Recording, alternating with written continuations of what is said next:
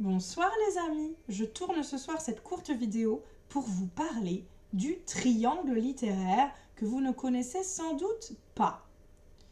Je vais être rapide parce que le sujet s'y prête. Comme vous le savez, un triangle a 3 côtés qui n'ont pas forcément tous la même longueur. Dans cette vidéo, je ne vous parlerai ni d'un triangle isocèle, ni d'un triangle équilatéral. Les 3 côtés dont je vous parle ont tous une longueur différente.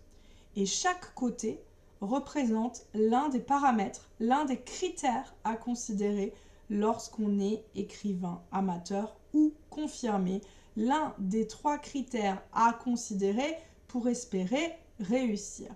Il y a la technique, la créativité et la plume.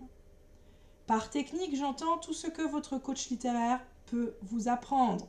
La création des personnages, le choix du narrateur, la gestion du chapitrage, etc., etc., etc.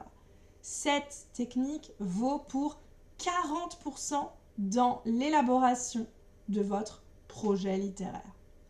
Il y a ensuite la créativité. Créativité ou concept, c'est-à-dire votre histoire, votre idée, votre manière de la développer, de la construire, de la proposer à vos lecteurs potentiels.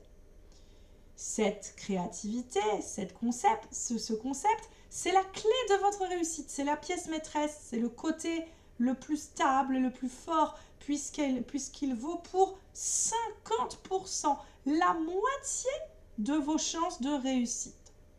Vous avez calculé tout comme moi, 50 plus 40, ça fait 90. Il ne nous reste que 10% pour le style, 10% pour la plume, pour votre manière bien à vous de formuler vos phrases, d'exprimer vos idées, le choix de vos mots que vous choisissez, j'imagine, avec grand soin. Voilà, on s'imagine que c'est beaucoup. Eh bien non, ce n'est qu'un petit bonus. Il ne faut pas la négliger, mais pas non plus lui accorder trop d'importance. Voilà, considérez bien les 3 côtés de votre triangle littéraire et, chers abonnés, chers tous qui me suivez sans forcément avoir appuyé sur ce petit bouton, je vous dis à tous un gros lisez, écrivez encore et encore. À bientôt. Bye bye.